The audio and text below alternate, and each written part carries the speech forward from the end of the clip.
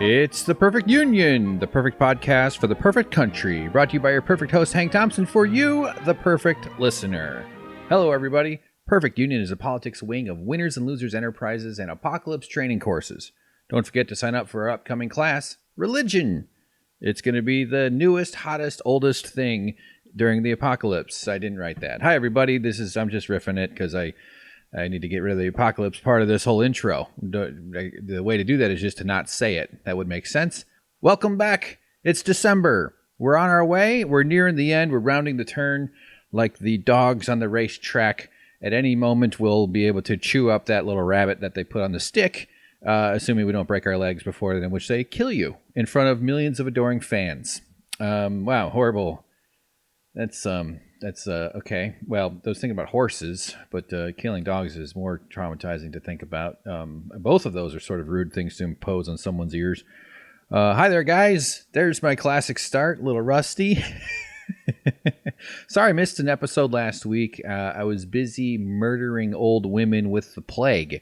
I went traveling around the country. I was the Johnny Appleseed of death, which should be the God, I guess. But no, I really wasn't. I didn't go anywhere for Thanksgiving. Watching all the stuff on the news and in the world.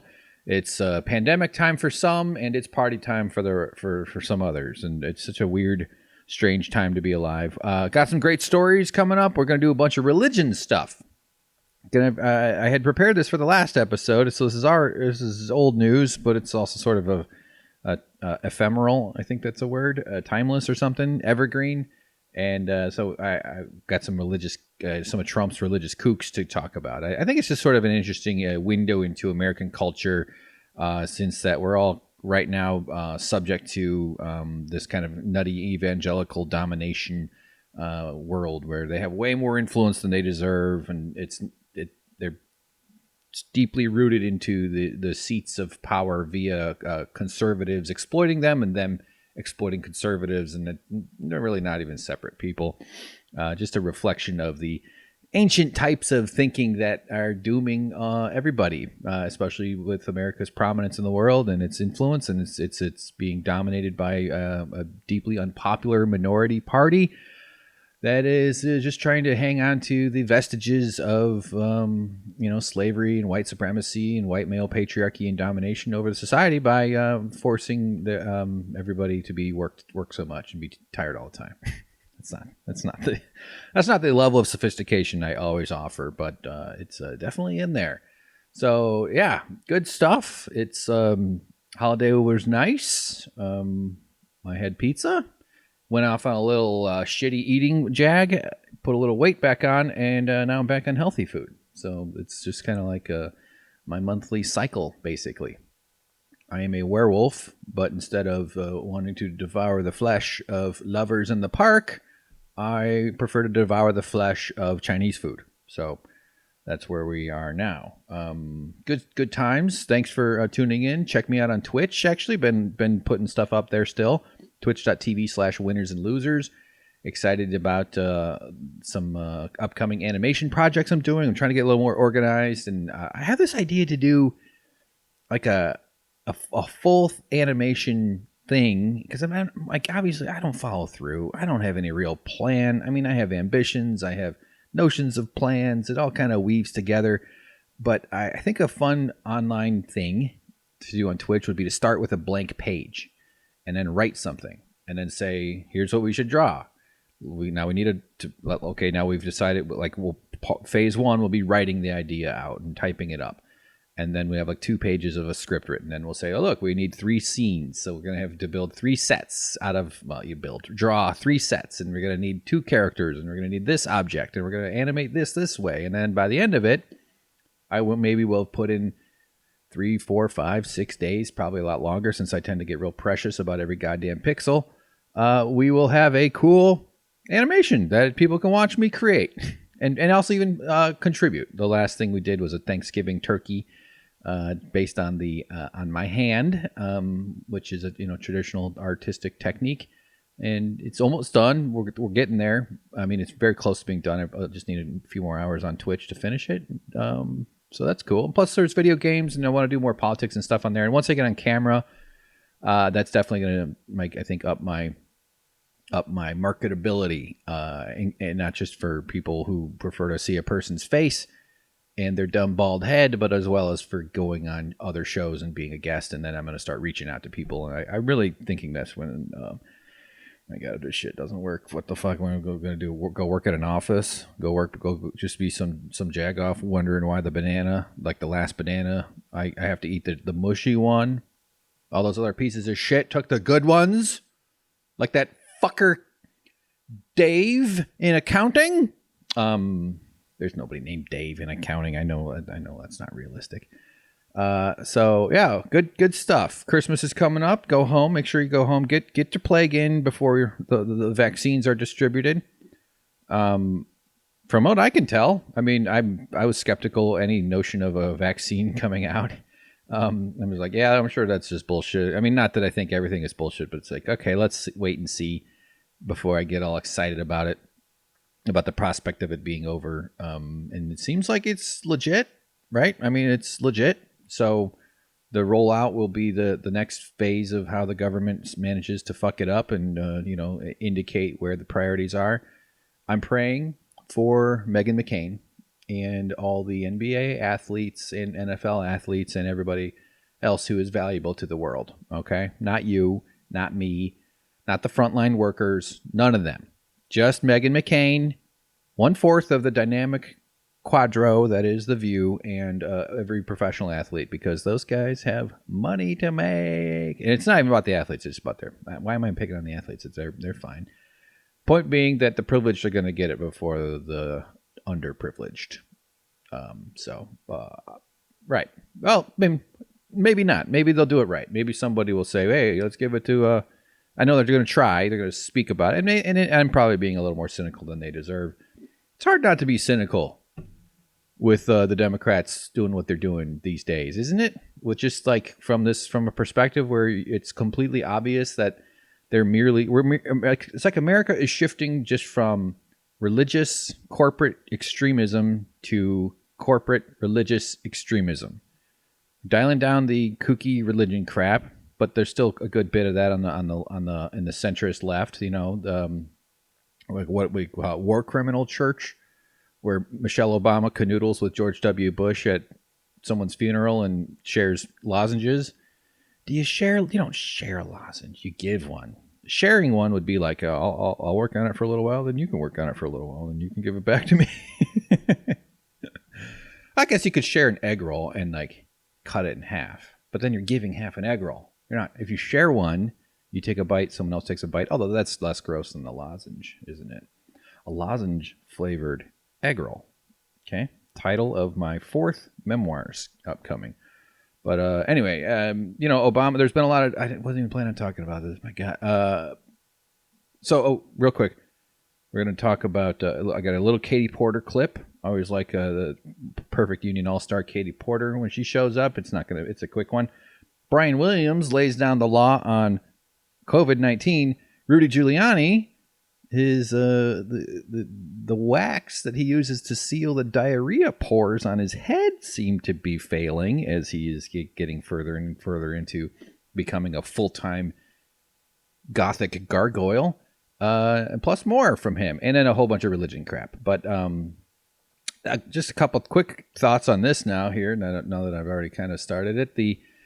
A lot of discussion within the leftists, whatever you call them, to the centrists and the progressives, and the way Biden is assembling the cabinet to maintain corporate hegemony over everybody while pretending to do little things. We're feeling sad about the homeless people. We're shifting from aggressively hating poor people to just being like, oh, I hide my hatred by pretending to be sad that you people are struggling. There's no real solutions for people. 100% guarantee. 2 things. More carbon in the air at the end of Biden's term, more money in billionaires' accounts, more stolen wealth that they take from their workers, that they extract from these societies. Billionaire wealth has gone up hundreds of billions, if not over $1 trillion since the beginning of the pandemic. That's the system we have. Anyway, so recently, since the election and all this debate, and there's been a debate within the party, quote unquote, the cat farm that is the Democrats on the left, and everybody else, progressives trying to actually help people, lefties trying to actually upend capitalism and actually kind of help people, at least I see it as trying to help people understand their self-worth. I think that's one of the angles to persuading people. I sort of design gives me too much credit, but I sort of conceptualize who I'm talking to in this podcast as someone dumb like me, but curious and maybe a little not as further along their progression into or towards democratic socialism, right? And what I guess you'd call leftism or something, but towards this kind of understanding of how the world works as mainly a system of power dynamics that have existed throughout history in terms of how those with power want to hold on to it and those without power are exploited. And then the ways that those exploitations have been manifested, slavery being the dominant one throughout human history, which evolved into feudalism, and then is that also kind of co-evolved into capitalism. And we want to increase the worker power. We want to decrease the leverage our owners have, the bosses have, and increase the leverage the workers have, because the real source of value and worth in this country or in this world is the workers, is the labor and the land. So we can build, I kind of keep repeating it, but we need to treat Earth like a generation ship where we're caretaking for a spaceship that is a priceless vessel that is holding the souls of the future trillions of human beings, and everybody can have a beautiful life. We don't have to work so hard. We can enjoy material abundance without destroying the source of our material abundance. It's not a very complicated thing. Anyway, I kind of conceptualize this whole thing as far as maybe some person they're a little right, they're a little in the center. People tend to be really idiosyncratic in their viewpoints. It generally takes a lot of curiosity and years of listening to shit and reading stuff and kind of just sort of coalesce your viewpoint into more of a narrative ideology.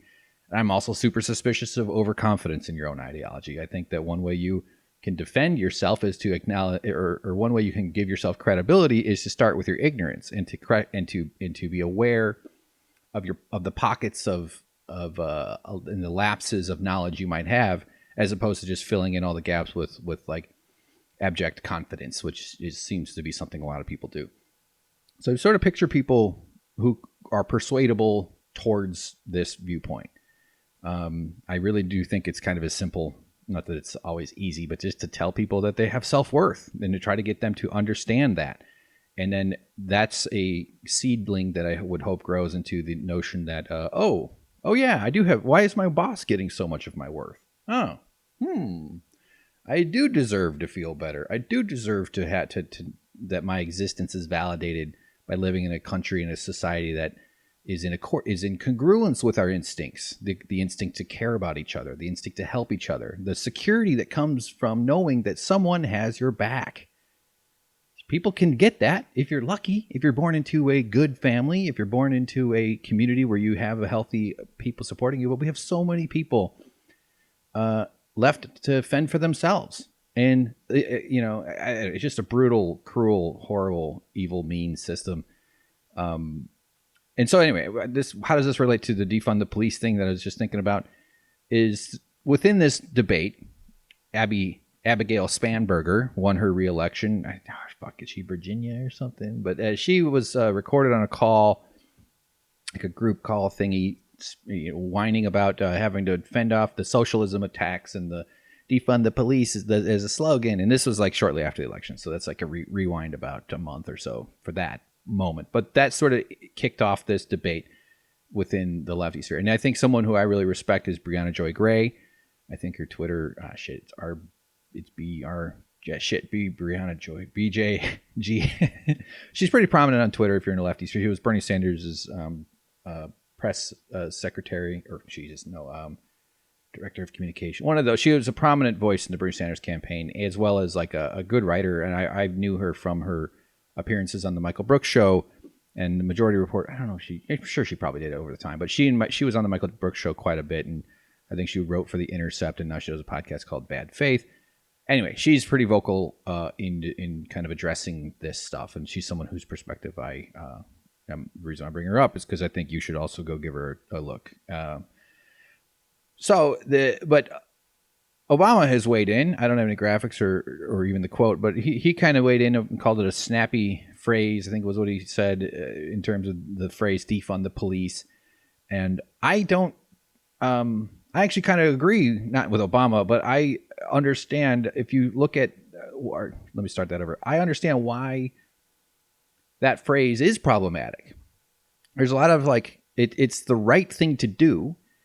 We shouldn't live in a society that is essentially an open air prison for a secondary class of people. And if the cops decide that you've got drugs on you, if the cops decide that you didn't treat them with enough respect, well, suddenly you're one of the prisoners and now you're going to go into a cage.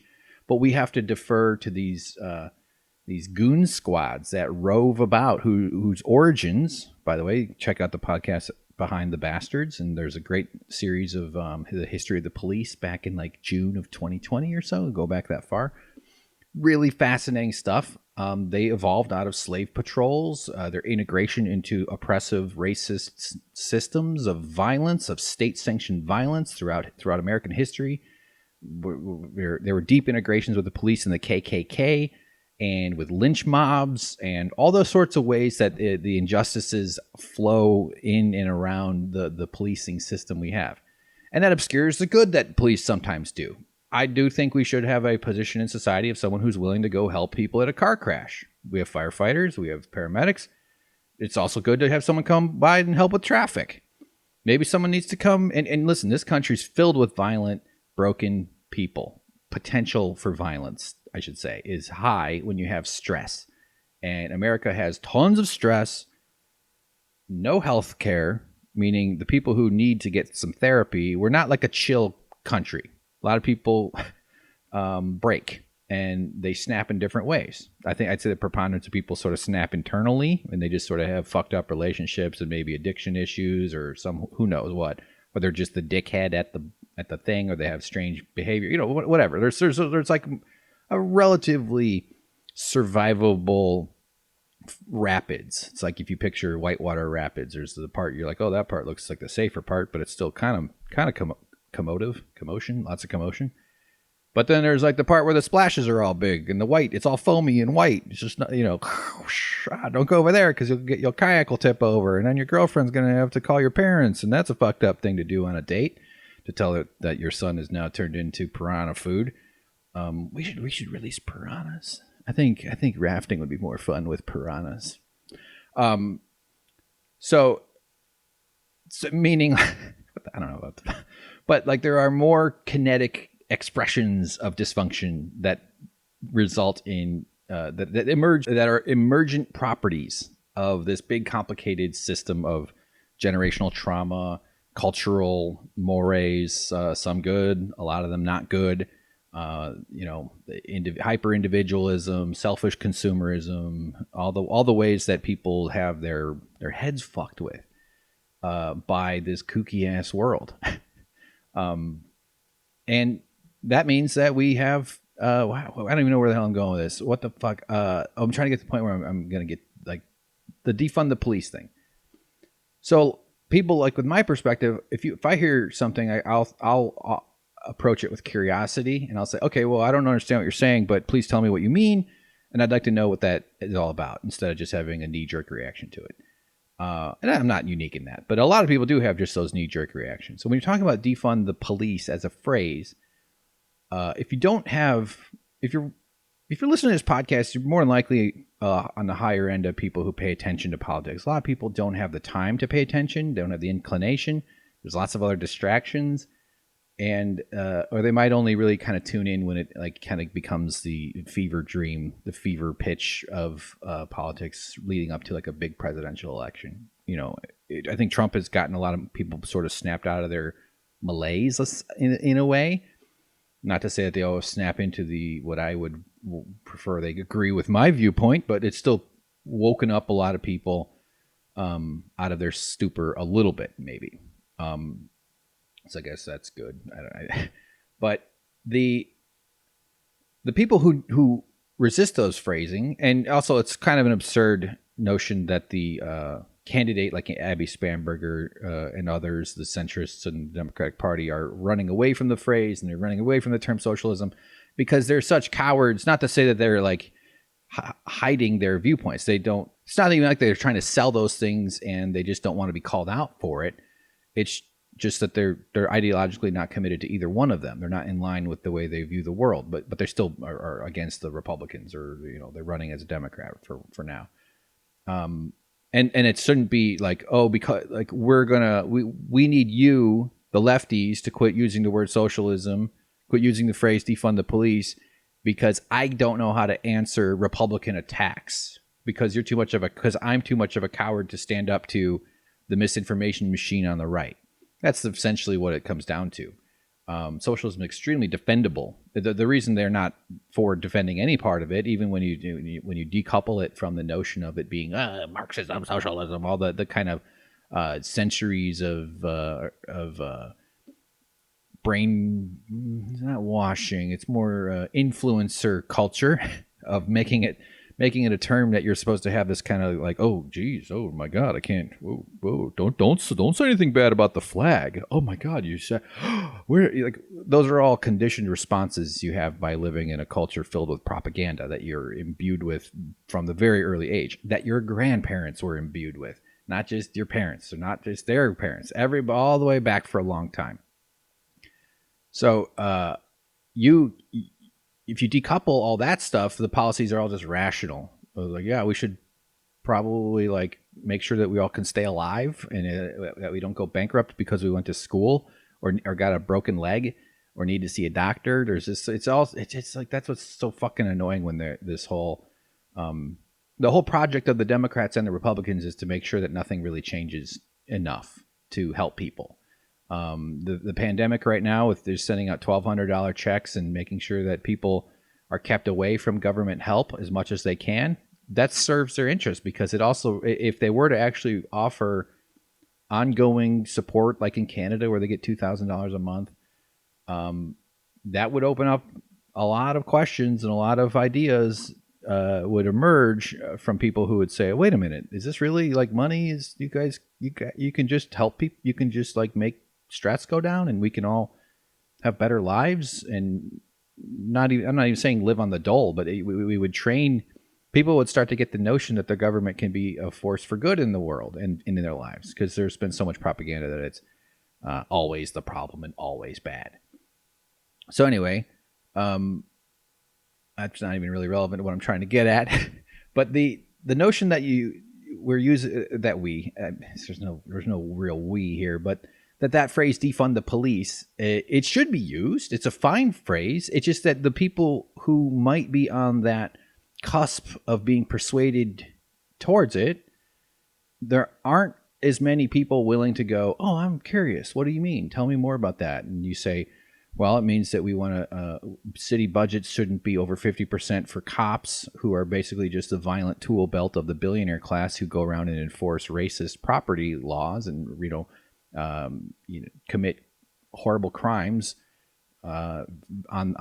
with immunity because they're quote unquote the good guys, and that we should shift resources from funding these open air prison guards, the police, to social services. And that we're also, one of the better angles, in my opinion, is the police are not overworked, but they're overburdened. We ask too much of the dumbest guys in our high schools who have guns, electric weapons, melee weapons, ranged weapons. I've been playing a lot of Demon Souls. No, I've been playing a lot of Bloodborne. Been playing some Bloodborne on the PS5. Man, that's such a good game. So and that we should shift resources from funding them to funding.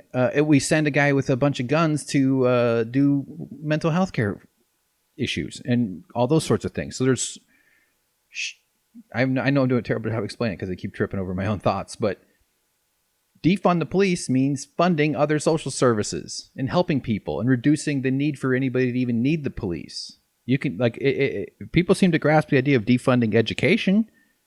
We defund the post office. They're always trying to cut that. They have, especially this year. they're trying to defund Social Security. I mean, there's all sorts of ways that this word isn't supposed to be scary. But I think what people do is they hear the word police, because for a lot of people, their notion of the police is they're the good guys who I call when I see a black person in my neighborhood, or when something happens, when I need help, when there's violence, when there's and that's why I was bringing up violence before, is because it's going to be a few generations, even if we could start to undo the violent instincts that are built into our culture.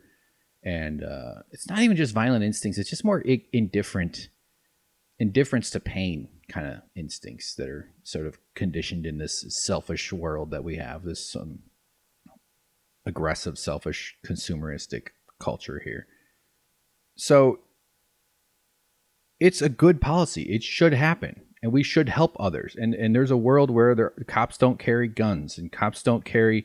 They might be like EMTs with slightly different training, just different versions. So they can show up and help people with overdoses, and they can, all the different ways. It's sort of a constellation of influences that all folds in together on its own. Or these things aren't all just siloed apart. But if you're going to try to persuade people, I think it doesn't seem to make sense to immediately provoke in them a sense of fear. And when you say defund the police, what they think is take away my safety. So suddenly people aren't very persuadable when they're scared. So suddenly you're basically saying, make you more afraid.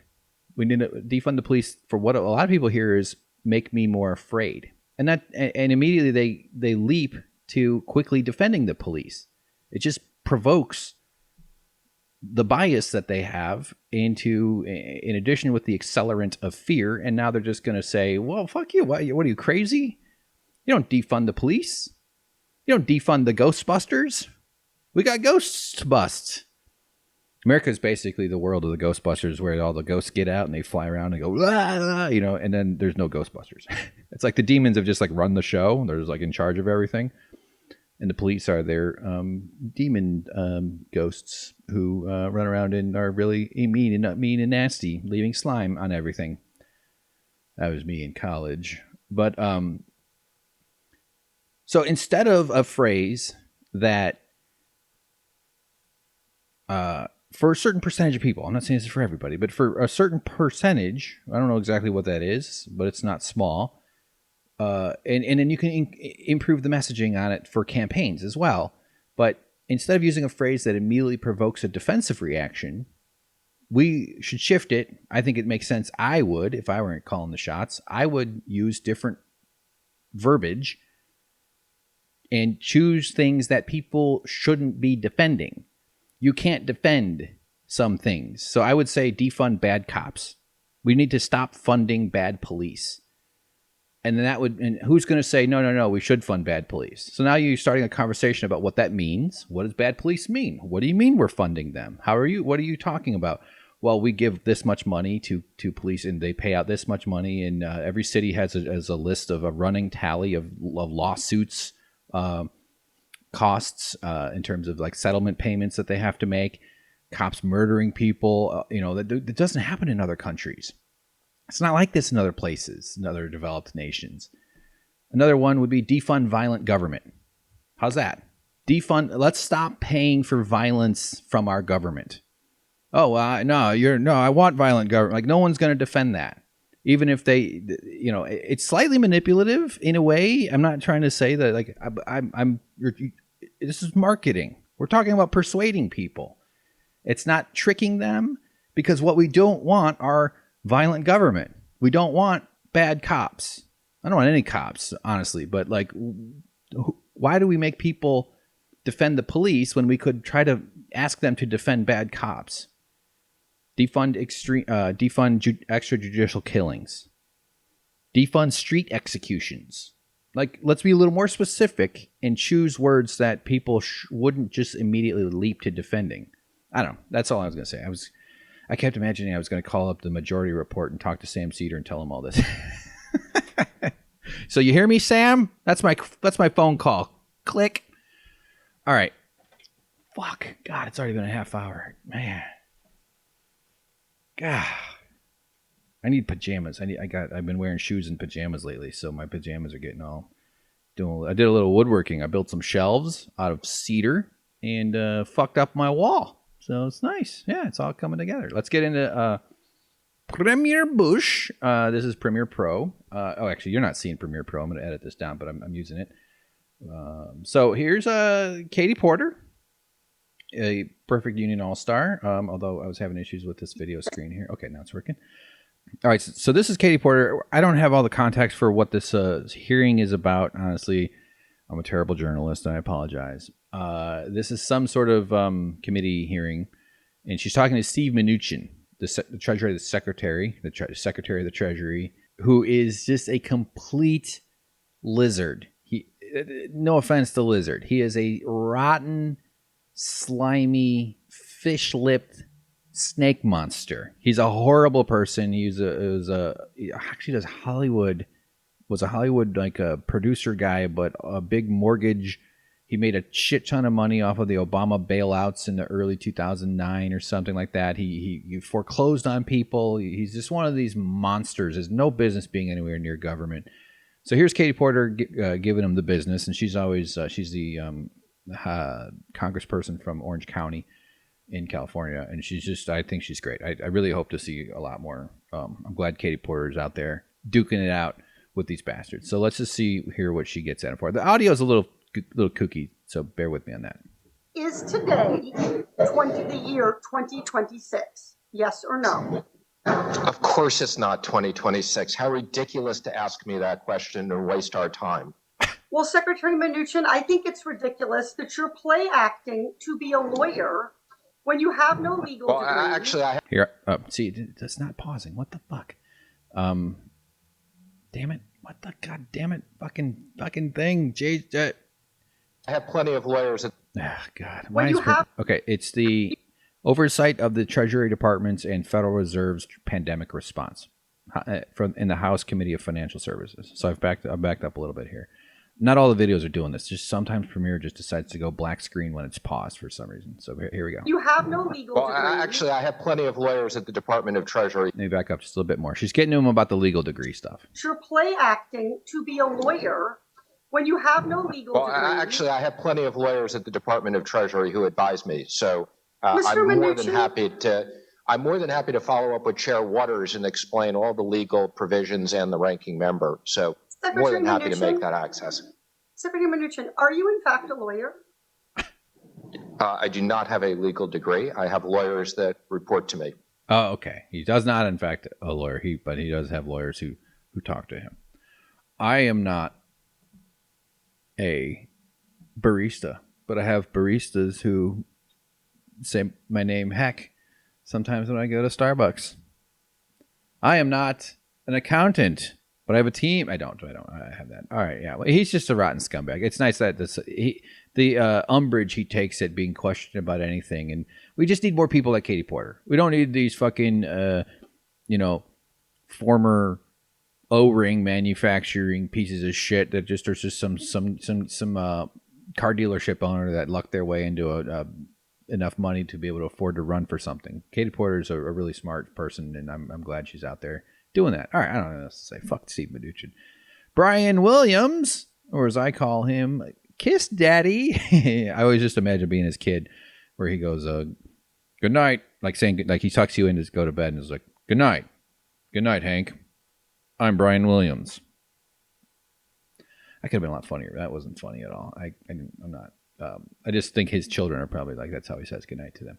Anyway, this was on Twitter, so I just fucking downloaded it, and we'll hear him talk about the pandemic and who is responsible. He throws over to a Fox News clip.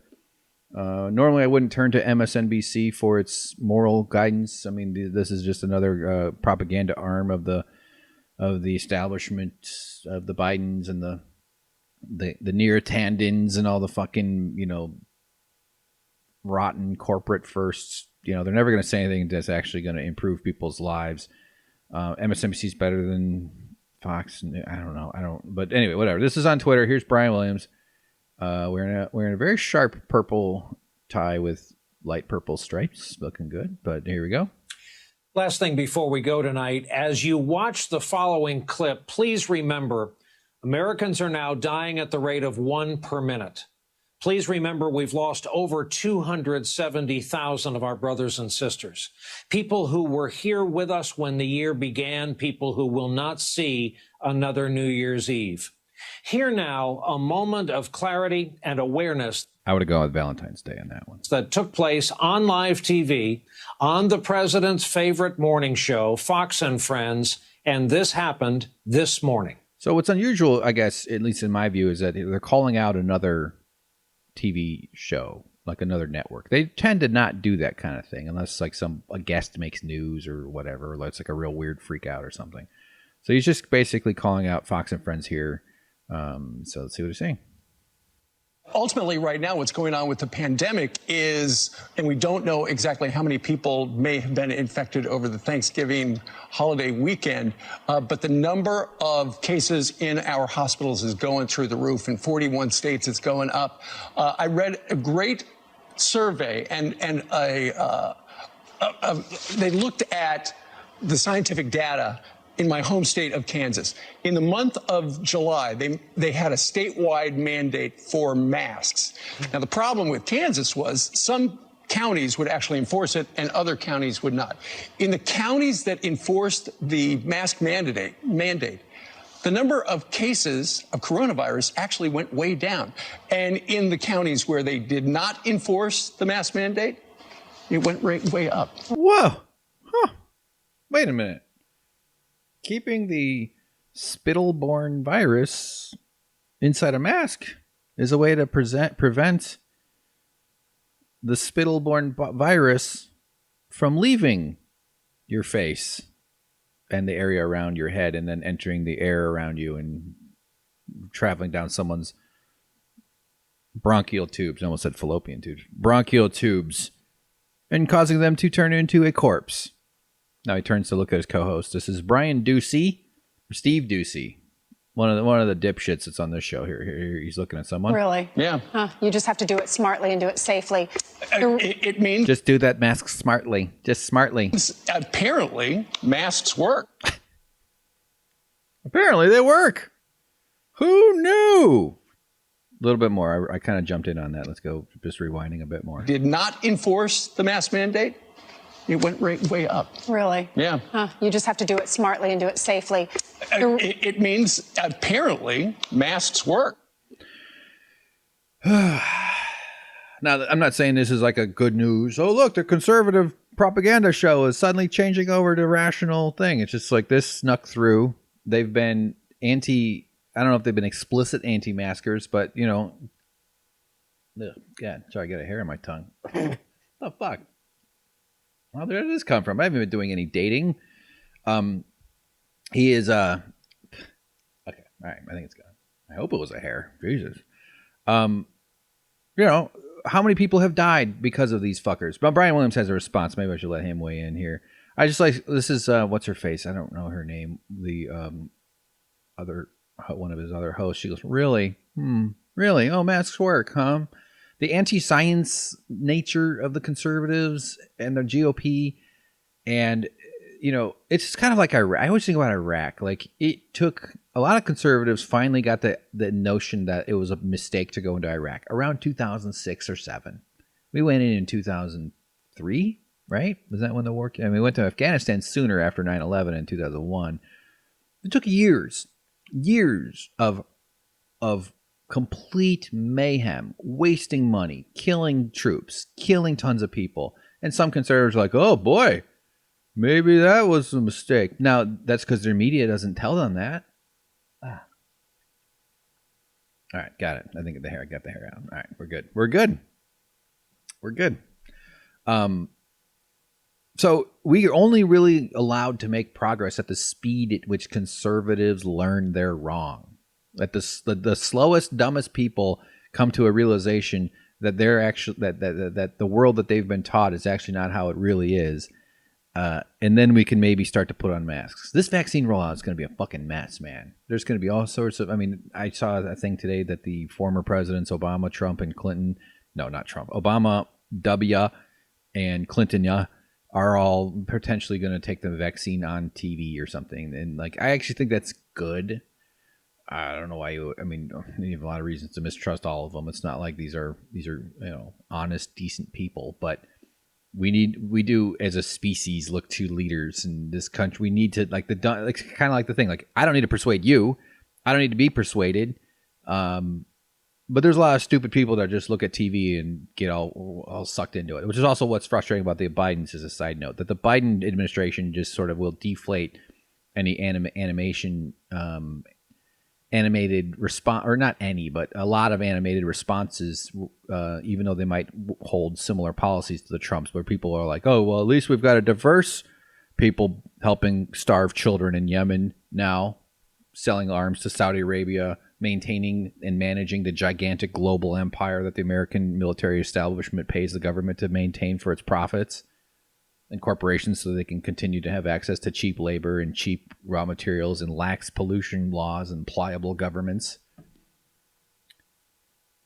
So, okay, masks work. Gosh, maybe if you'd fucking said that in April, March, whatever's before March. Valentine's Day, my favorite holiday. I guess can't wait. Ladies, table for 7 at Red Lobster. That's when you could have saved some lives. Masks work. God, how many people died because they politicized keeping yourself alive? Like, it's not a shocker that people in America. The thing is, like, about the masks, like, I wear it to protect you. You wear yours to protect me and yourself. But we were wearing it to protect each other. America is not a protect each other kind of place. America is a protect me kind of place. So lean into the selfishness of it. This makes me so angry. All right, let's hear what Kiss Daddy says. Wait, he nods his head funny here. I know it's not in the audio. Sorry, that's terrible audio.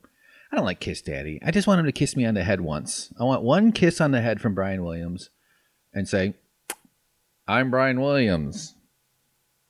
And then close my bedroom door. Maybe leave it open a little so I can hear him railing the shit out of my mom. Is that too much to ask for? I hope Santa opens his letters. I hope he doesn't start with those kids' letters asking for beds for their parents or hats. I cried the other day.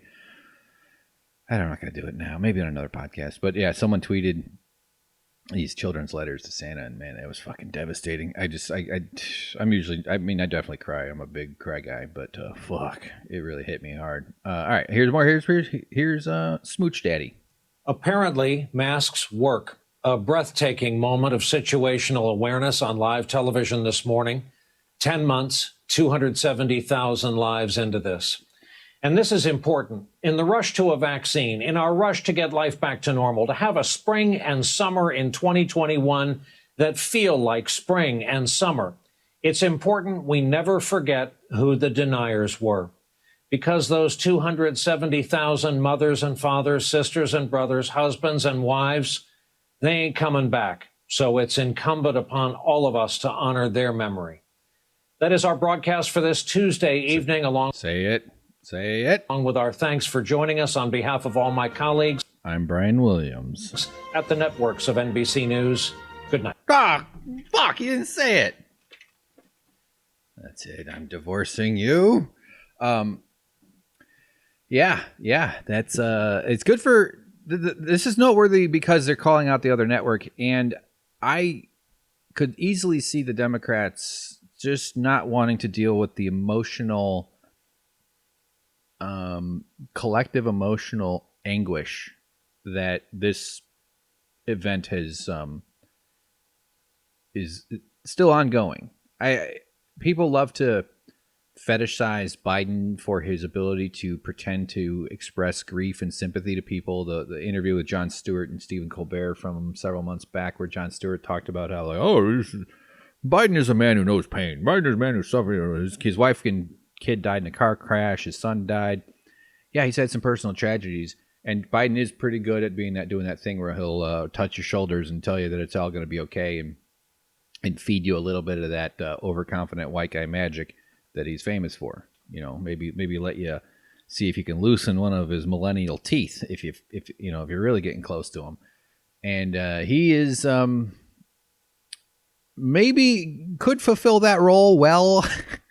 I'm trying to picture Pete Buttigieg, President Buttigieg, being like, "This is why we have to," like a 36-year-old corporate consultant. Yeah, you just make sure you get some FaceTime with your grave, with your mother's grave. Okay, I can't channel Pete Buttigieg right now. I want there to be not consequences, but there needs to be two very important things: a Truth and Reconciliation Commission, something like that. What the hell went wrong?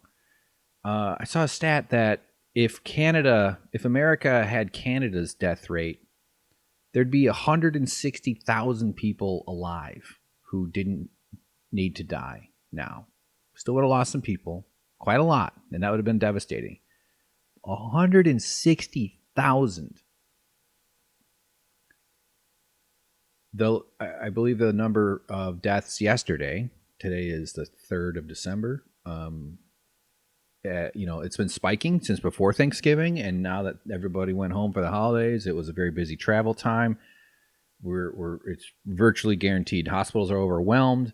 Death rates spike when hospitals can't handle people. I've been reading, actually bookmarked a bunch. I'll probably do them on another show about the rural doctors struggling with the overwhelmed, like being under-equipped to deal with all the influx of new patients, and they can't transfer them, and it's this nightmare. So the death rate is about to go really, really, really high. And yesterday it was like 2,700. I think I might have also seen 3,000. So over, let's just say 2,800, 2,900 dead yesterday.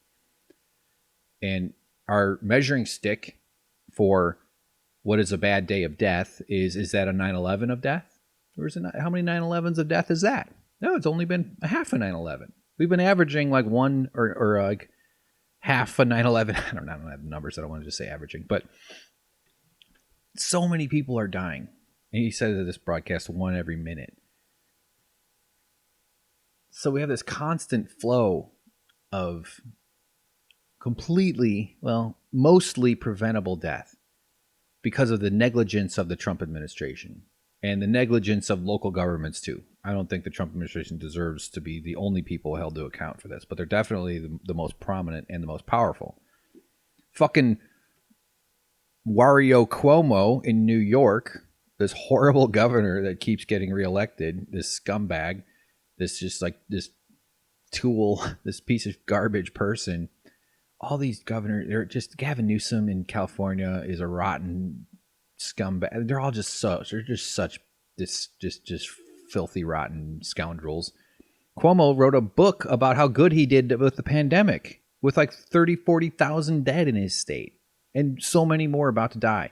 And he's getting an Emmy or something from the International Emmy Coalition or some shit for his appearances on TV where he was a counter to Trump, and the mainstream press put him up prominently because he'd sit there and he sounded like he can speak somewhat extemporaneously, far better than Trump can, in a more reassuring tone. But he's bought in by the billionaires, and so they're just not going to do what we need to do to fix things. You pay people to stay home, you lock down hard, and you give people money so that they can both help the economy stay afloat by pumping money in and spending it, buying food, rent, maybe even saving a little, of course. But of course, indeed, in a consumer world, you got to go buy your shit. Make sure you get those extra jar of succulents or whatever it is that people are buying these days. I might be buying some succulents pretty soon. I built a shelf. I got to put a green thing on it. And all these ghouls need to be held to account, not given Emmys and not writing books before it's over. So at least maybe in some way, I'm not saying this is influential, but like at least this is a comment on a mainstream outlet where it says like we shouldn't forget who the deniers were, because the Bidens would want to move on. They would want to just say, oh, listen, we don't like, Biden's already indicated he's not going to look back to prosecuting Trump or some way. It's in the way the system is supposed to work, as though it's not up to Biden, it would be up to the Attorney General. He's not supposed to have any contact with the Attorney General beyond very formal occasions. Bill Clinton got deep shit for having a meeting with Loretta Lynch, the Attorney General, on the tarmac outside an airplane. They weren't supposed to even talk. And of course, Trump has blown that to smithereens. Smithereens. That okay. All right, Hank, don't do okay. Just think about The Simpsons. Bill Barr and Donald Trump are Confederates in this coup that they're attempting right now. And Bill Barr has, far light years past a conversation on the tarmac at an airport. So it might not be up to Biden, is I guess what I'm saying, and especially at the state level, like New York attorneys general and stuff like that. So Biden doesn't want to go after these people. Will anybody be held to account? Can we hold someone to, we'll find a kid who's got weed in his pocket and put him in a cage for years. But you can kill hundreds of thousands of Americans. We're about to go through 9/11 plus every day from now probably through February.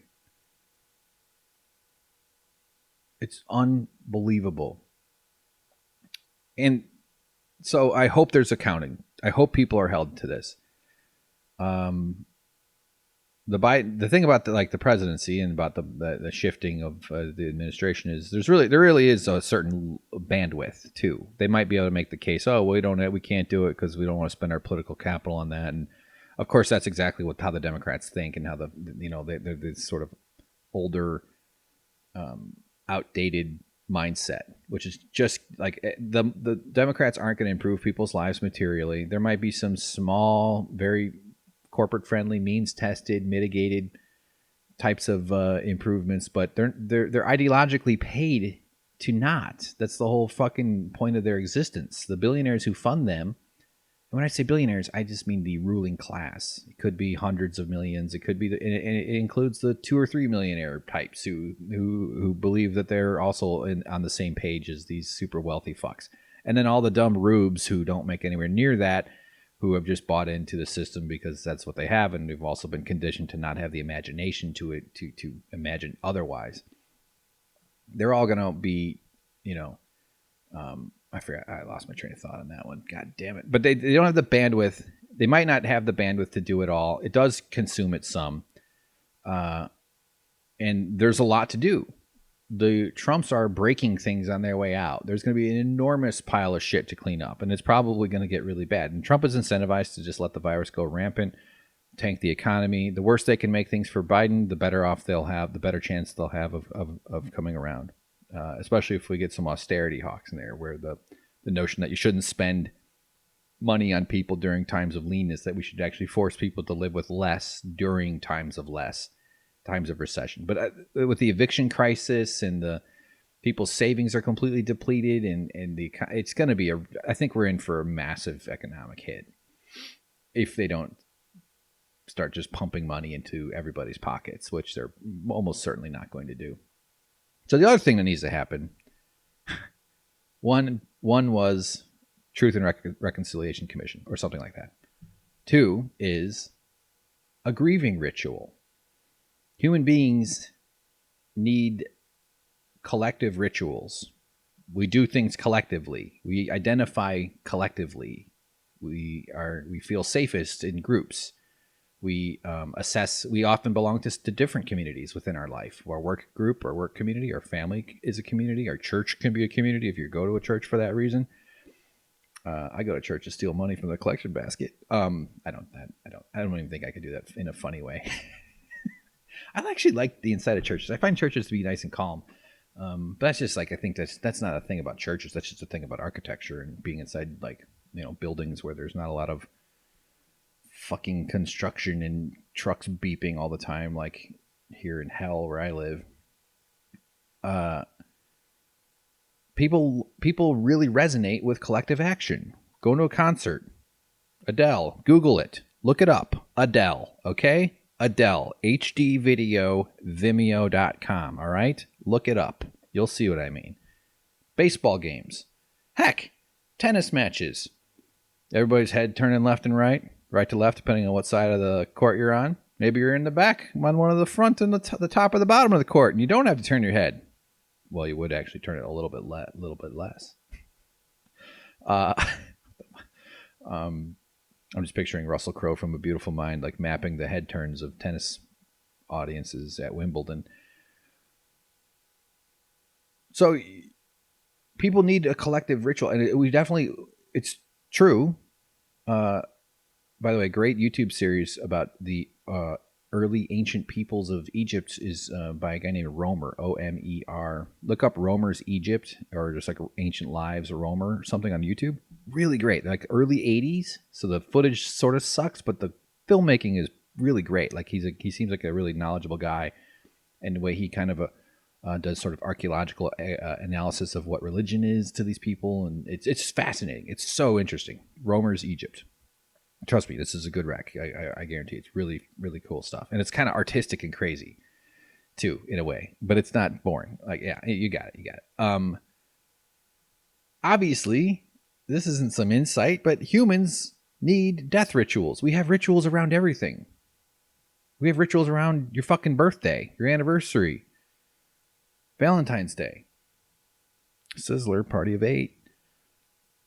Every goddamn holiday.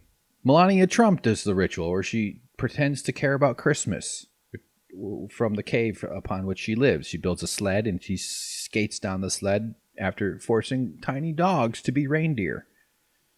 And then she Tony Hawk pro skaters her way around the town square and steals all the presents and Christmas trees. And then she takes it back to the White House to the one maze that her husband can solve, which is a straight line of a grass field. And she decorates, and she makes it all beautiful. And then she goes on air and she screams and yells and swears about how much she fucking hates Christmas. You know, who gives a about Christmas stuff and decoration, but I need to do it, right? It's so funny. What the hell am I getting at? Oh, we need a ritual. And I'm not like a big ritual. The skeptical, cynical part of me would say, a younger me would be like, people are weird. Rituals are dumb. But no, actually, they're you observe how humans are, and people bond over going through a shared experience. A lot of the maturation rituals, like I got circumcised at 14 years old when my first pube showed up. No, I didn't. That's obvious.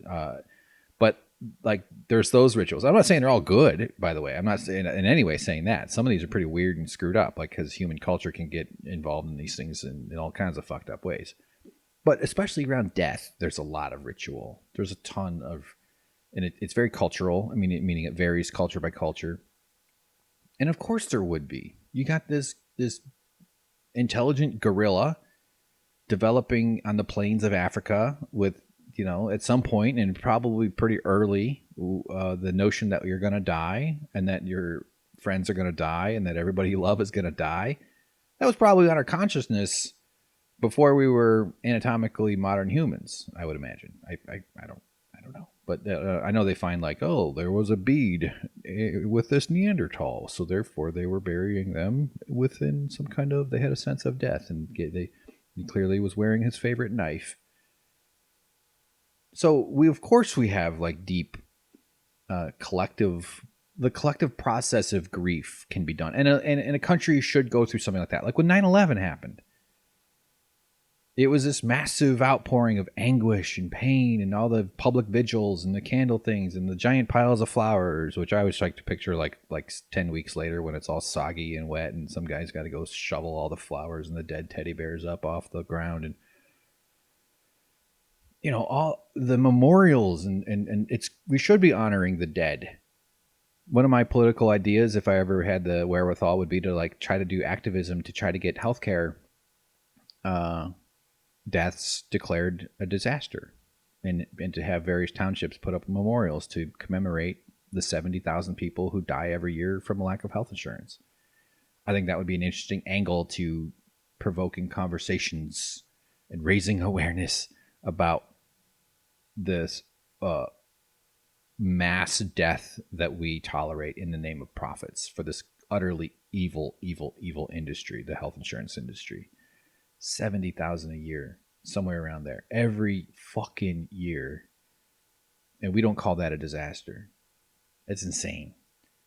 So this is a huge ongoing disaster. And so we need a grief ritual. We need some, I'm not saying it's like a simple thing. I'm not saying it's like a video game where you just collect the right couple of tokens, bring it to the right spot, hit the button, and a bunch of light spins around. Some lady comes down from heaven and, you know, hits you with the tip of her wing.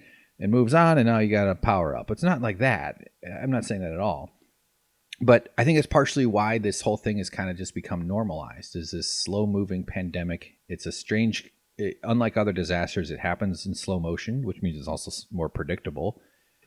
And so many people have suffered under this and lost their families and their lives and their loved ones, and they die alone, and they die, and the nurses and the doctors and the techs and the people who work in hospitals, and the stress that they have to put up with, and the toll we're extracting from them. And then on top of all that, you add in the politicization of it, and this is mind-controlled, mind-fucked, completely out of their brains conspiracyists, and the internet culture that has turned us all into, I aspire to have the attention span of a pigeon.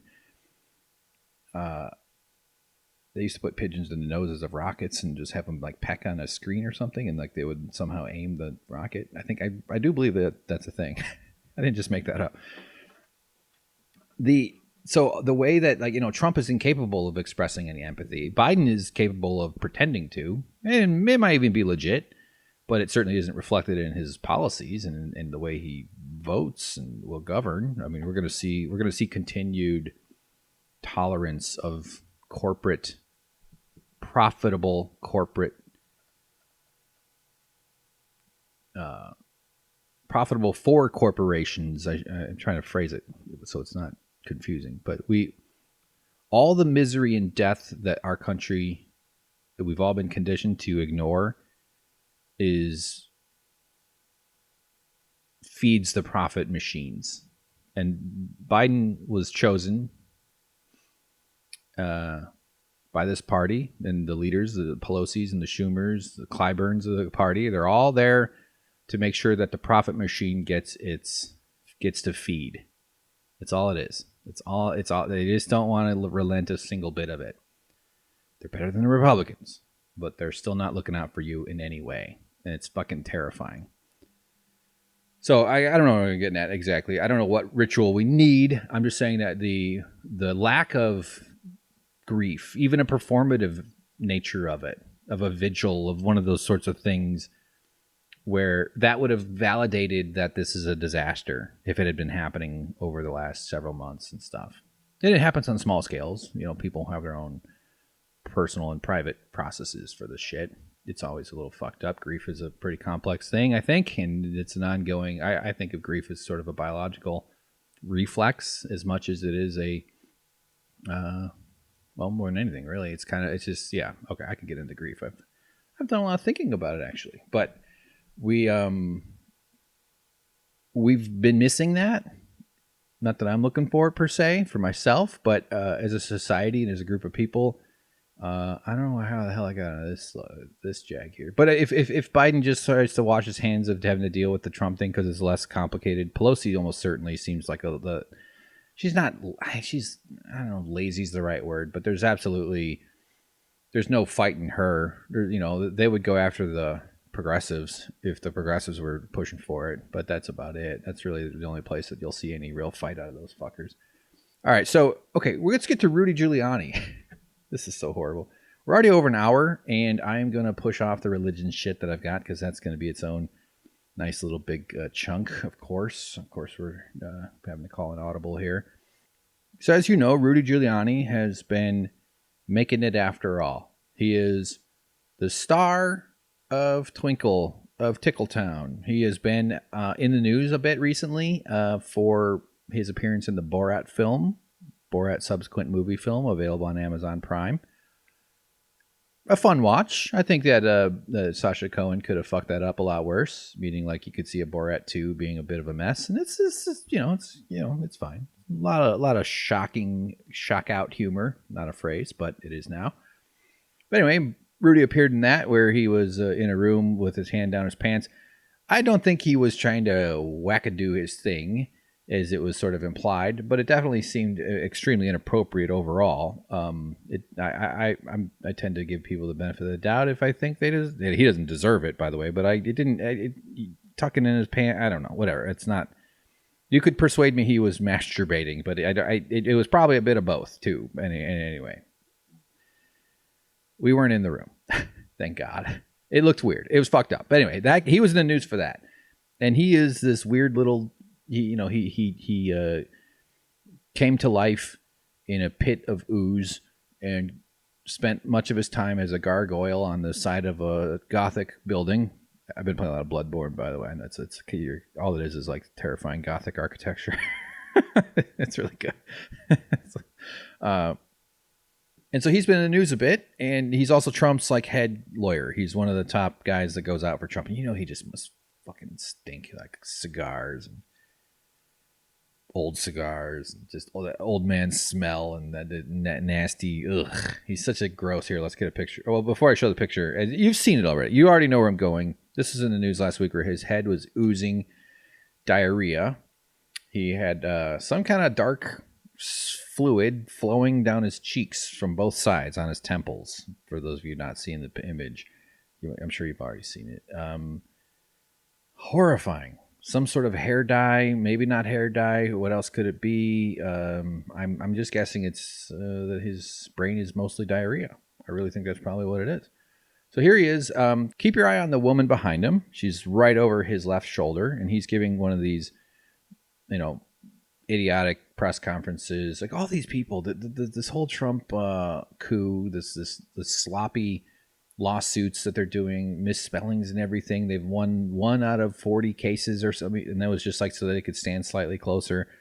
There's this today. There's a bunch of videos of this young woman, lady, at a hearing that they had in Michigan, and she is ridiculous. I was going to get some clips of that maybe for next time. And they're not embarrassed. They did the press conference at the Four Seasons Total Landscaping parking lot, a landscaping business in Pittsburgh or Philadelphia or something. It's the most ridiculous thing.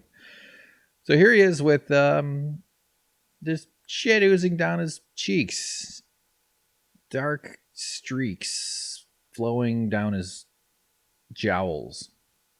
It was giving you information that comes. And when you watch the woman behind him, you can kind of see she sort of sees it. She does a decent job of holding her composure, but you can tell, you can't not see this and not have like a, oh God, like when you see someone's dick out in public. Come from affidavits from other people that are given under oath. I was explaining things to you from affidavits that come from other people, American citizens, who swear under oath that they saw 100,000 ballots come in and that they were all for Joe Biden. Okay, I don't know if this is the same clip where she looks at it, but it's because there's one where he turns his head and you can. Is this the point here? I think. Hold on. American citizen. Yeah, he's got his head. Okay. Anyway, there is a clip where she sees it. We don't need to see too much of this, but it's so ugly. It's so horrifying.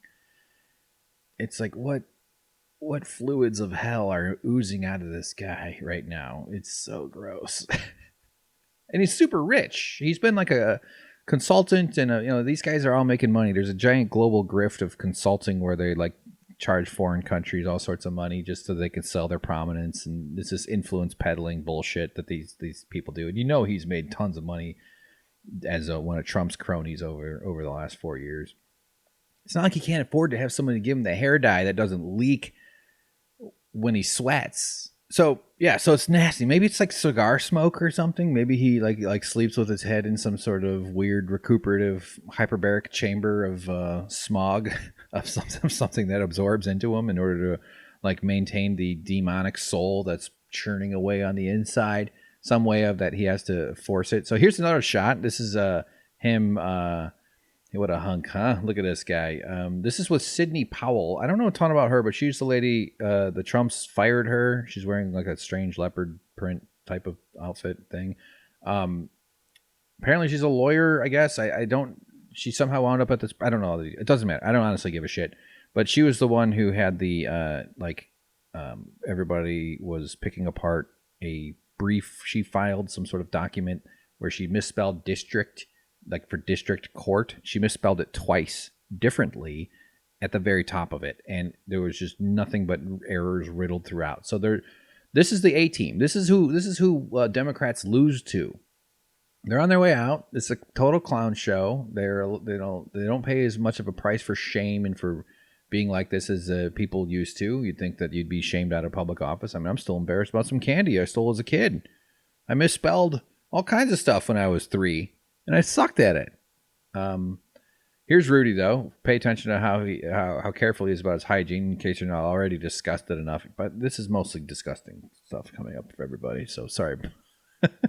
It's the holiday spirit. If you didn't have a little post-Thanksgiving diarrhea, well, now's your chance. Here's Rudy. And is it related to this? That is. Blows his nose. Look at a giant pinky ring, of course. That's disgusting. I think he's got a Yankees, his other ring. Ugh, ugly pinky ring.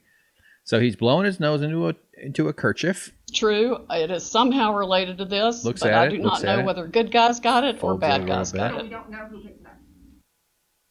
Now he's wiping his mouth with what he just blew his nose. Right on the bottom lip. Right there. Just fucking gross. Do you wipe your mouth after you blow? I mean, you wipe your nose up. You might touch it up a little bit. You give it a little hooby booby. You know, maybe look at it and go, oh God, ooh, green. Oh, now after wiping his mouth with the snot he just blew, now he's rubbing it across his forehead as if he's getting rid of his ash on Ash Thursday at midnight. Down the side, on his eye. I can only hear his cheek. So here, I'll do it without the audio here. This is just horror. Just look at him. Ooh, that's my audio. That's me. Now back to the face. And handkerchiefs are just nasty in general, right? Like, I understand why you'd want to carry a napkin. I'm in my napkin phase of life. I've been there about 3 or 4 years. It hits in your late 30s, where you always make sure your car is full of napkins. And being a liberal guy, I hate throwing shit away, so I hold on to napkins because I know that eventually I'm going to need them for some of my disgusting body fluids coming and going. Well, mostly, I guess, just the going part. Ironically, come is a go. It should be called Go, shouldn't it? Right? Children's show. Okay. Ugh, so gross. All right, so here's another shot. This is from one of the Trump super spreader events at the White House. I don't recall exactly this event, but I do remember, so I dug it up for just for you.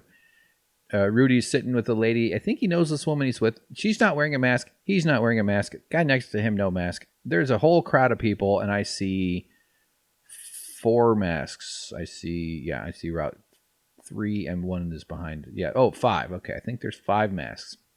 And there's probably 25 people, 25, 30, just in the frame here. It's a big crowd, though. Here's Rudy with his gross pinky ring. He's holding a kerchief, wearing a very nicely fitting shirt, and they're listening to somebody. In the summer. Off come the glasses. He's a sweaty fella. See, it's hard being having no heart and whatever's in there working overtime. The little servants of little spawn of Satans that live in his heart that send, I don't know, they dispatch the humors throughout his body to keep him alive. So anyway, here he's going for a wipe. Produces a lot of sweat, or it's probably not sweat. You know, his salivary glands are on the outside. Who stood by me? He's at a COVID event. I think this is right around. Oh yeah, this is right after Trump got out of the hospital with COVID. Man, so fucking crazy. These people. Me through thick and thin. He's patting his head, nice and gentle. And taught me strong values every day. Now, then he pats his mouth. Sets the kerchief down, puts his hand on it, kind of slaps it with his hand. It never seemed to. And then he reaches over and touches the lady. Show people rubs her arm like me. And she looks and they smile, so they must know each other. It's probably like who knows, somebody, I don't know. At first, leans in. Now they're super close. Here's more in the summer. Turn the volume off. I don't know when this was. Ugh. Sorry. Just apologizing. This is not good audio. Yeah. So, okay. These people are horrifying. Here's another video of Rudy. This one is especially nasty. So just hang with me here. You'll understand. Yeah, you'll see why I'm sharing this. Here's Rudy again. Why can't we have some meat? Ugh. Look at him. Look at those teeth. His eyes are like kind of orangish, sort of. His ears are all fucking. What about them? They're fresh. His teeth are filled with dark, gross fluids. What is he even eating? Rudy is so gross. This is not the America's Mayor I want. I want to get my America's Mayor tattoo removed. It's one reason I need to start my Patreon up. Alive. There he is. This time he's got like weird bone hooks on his shoulder pads. Bald and just terrible looking. This guy needs some help. He's so rich. Why alive? Did I give good sport? Oh, he just made this horrible noise. Like Hannibal Lecter. Oh, this is disappointing. Looks like meat's back on the menu, boys. Oh, God. No. Meat is not back on the menu. And it's not boys. It's all y'all. Okay? Be respectful. Looks like meat's back on the menu, boys. Yeah, it's on the menu. Where these people, these fucking ghouls, these disgusting monsters. This is a little palate cleanser, though. Let's check in with the top hero, Adam West. I have the strangest feeling that I am about to be utterly and madly carried away. You and me both, fella. You and me both. Let's take a look at some more Rudy, though. This is there's so much video. We live in the era of camera phones, and so things that didn't used to get filmed are now, of course, being filmed and shared widely. That comes with its own problems, and but this is more of Rudy Giuliani. You'll see whatever it is that's going on inside him. It just comes bursting forth. Look out!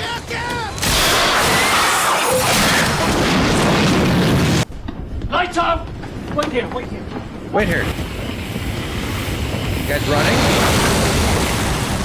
Put that fire out! Oh, God. Oh, it's so gross. It's just bursting out. It's just like flooding. Oh, man. Look at that. All the way up into the sky. There's like a giant wooden structure around it. I don't know where these people do this. He's got a pinky ring. He's got an oil derrick. Yeah, that is nasty. That is so disgusting. Jeez. Rudy is just a vile person. Let's check in with Adam West, our hero, see what he has to say about the situation. They may be drinkers, Robin, but they're also human beings. Okay, all right. Very good. So I had prepared all this footage. This is journalism, by the way. And I picked out something that I wasn't sure would be appropriate. I didn't want to be too gross. And then I was out of it for a day. No, I was working on something yesterday. I didn't get to it, but I didn't get to it. And Santa or Jesus or God, Yahweh, somebody up there was smiling on me because another thing happened with our friend Rudy the Tootie. He was at another hearing. This is where he was speaking. I think this is in Michigan. This was picked up on a microphone. There was what they used to call a hot mic, but I would call this a hot butthole, a hot chair. Just see if you pick up on it. And if you're watching this, watch closely. It's hard to miss. You'll see the woman he's sitting next to. And by the way, she looks very familiar because it's the same person that was standing behind him at the diarrhea leaking out of his head press conference. The answer. Here he is, and he's being belligerent. All these people they think that they can overwhelm evidence or any kind of like legal standards for proof or decency by just insisting loudly, because that's how they convince themselves and persuade themselves, and they're modeling what their media does for them. But this is Rudy. He just, you got him. Here he is. Point of order. The answer that I gave you is they didn't bother to interview a single witness. Just like you, they don't want to know the truth. Well, you probably know the truth. You don't want to know the truth, but you know it, but you're a liar. Like, they're always just manipulating. They're telling you how to believe and how to feel. Did you catch it, though? Did you hear? Okay, put on your grandpa ears. Okay, you're in your grandma's house. Your grandpa's asleep while grandma toils away in the kitchen because it's traditional. Grandpa has had 3 pieces of pie. One of them, no one saw him eat. He is in a coma, a diabetic carbohydrate coma. And on TV, Joe Buck, the famed sportscaster, is giving John Madden mouth-to-mouth resuscitation. Okay? Typical Thanksgiving day. Now just listen closely.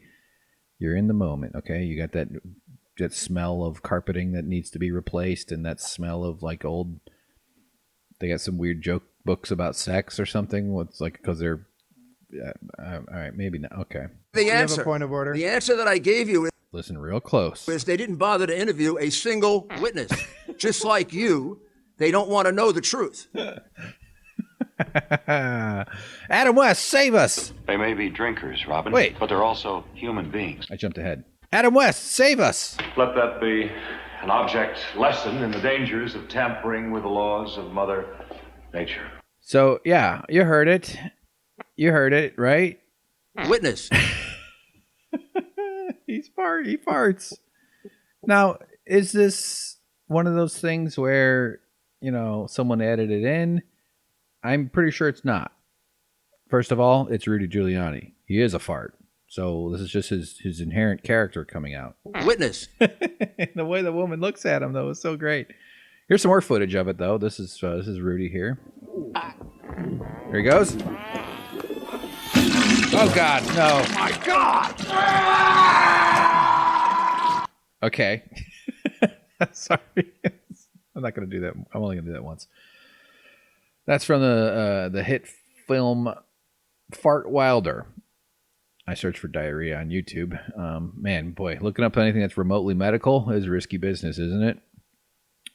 Yeah, so he farted. He totally farted. It's a fart. He just let one rip. Couldn't hold it in. I mean, hey, I can sometimes be like, you know what? I didn't think that one was getting out. When I usually call the shots, but I think over time, the Sphinx. I'm trying to think of something. Bother to interview a single witness.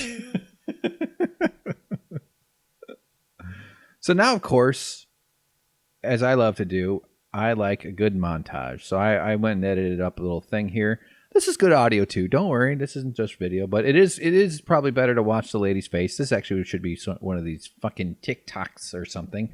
This little bit we're about to enjoy. So here goes the king himself on a real rootin' tootin' tootie scooty. Witness, witness, witness, witness, witness, witness, witness, witness, witness, witness, witness, witness, witness, witness. Got him. Take that. That's right. That's my argument for defunding the police. Yeah, that's good. So, he's speaking over it, which is very rude. I personally would think maybe we could fix this in ADR. But so this is just the sweet moment, okay? Just the gusher, remember the candy gushers with the gum where it's got an orgasm inside of it and you have it in your mouth, and well, this is just that part.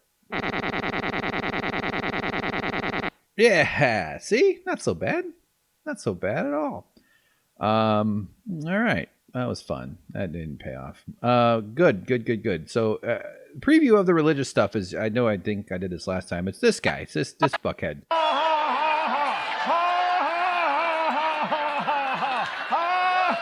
Another prominent person in the conservative freak show that runs our country and therefore the world. So, good work, America.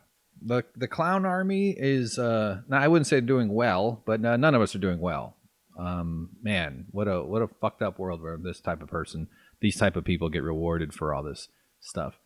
Just a crazed ass society we live in. Yeah. All right. We're an hour and a half. That's good. The part of I need to cut it short is because I need to edit and do stuff and get this thing uploaded and everything else. So in order to do more, I got to be able to do shorter. That's probably one of the missing components of this whole project I'm working on here. Got a Bum Rush Industries video on the way. We're getting closer and closer to having it ready to go. Working on some graphics today for it. And please join me on Twitch, twitch.tv/winners and losers. You don't need to be a Twitch person to get it. You just click on it and you'll watch some shit. And it takes a little getting used to, honestly, to get into Twitch. But it's actually kind of fun. You get to say, hey, Hank, fucking fat piece of shit. You can say stuff like that. People come in and they go, Want to get followers? Click on this weird link, and then I have to click on their name and report them to Twitch. So it's fun.